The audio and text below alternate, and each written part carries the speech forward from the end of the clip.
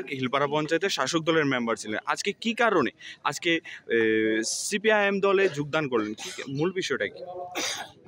মূল বিষয়টা হলো আমরা 2016 সাল থেকে আমরা ভারতীয় জনতা পার্টির লগে যুক্ত ছিলাম।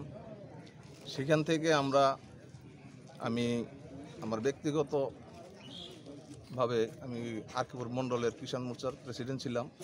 বর্তমানে জেলা কিষাণ মোর্চার মেম্বার।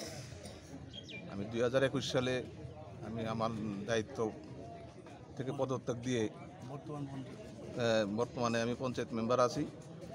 কিন্তু এই সরকারে এই 5 বছরে যতগুলি অভয় দিয়েছিল জনসাধারণকে, কিন্তু সেই অভয়গুলার বিন্দুমাত্র পরিবর্তন করতে পারে নাই।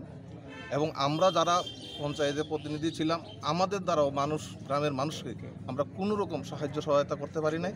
সেই কারণেই নিজেকে এই দল থেকে বিসর্জন দিয়ে অন্য একটা দলের সাথে আমরা আজকে সরাসরিভাবে আমার পরিবার সবাই মিলে আমরা ভারতের মার্ক্সবাদী কমিউনিস্ট পার্টিতে যুক্ত হই। আজকে কতজন আপনারা যোগদান করলেন? আজকে আমাদের এখানে আসার কথা ছিল, কিছু লোককে বাড়িঘরে আটকে রেখে দিয়েছে। তারপরও আমরা এখানে আজকে মোটামুটি 15 পরিবারের প্রায় 90 জনের 70-75 জনের মতো আমরা যোগদান করছি। তাহলে কি আপনারা বোঝাতে চেয়েছেন যে শাসক দল ব্যর্থ, তার কারণে আজকে? হ্যাঁ, সম্পূর্ণ পুরোপুরি ব্যর্থ। তাছাড়া আপনি তো শাসক দলের মেম্বার থেকে কি কোনো পদক্ষেপ কোনো কিছু এখন পর্যন্ত করেছেন? না, পদত্যাগ করি না এখনো। তাহলে কি করবেন না? হ্যাঁ, এটা কত নাম্বার ওয়ার্ড ছিল? আমাদের 5 নম্বর ওয়ার্ড। 5 নম্বর।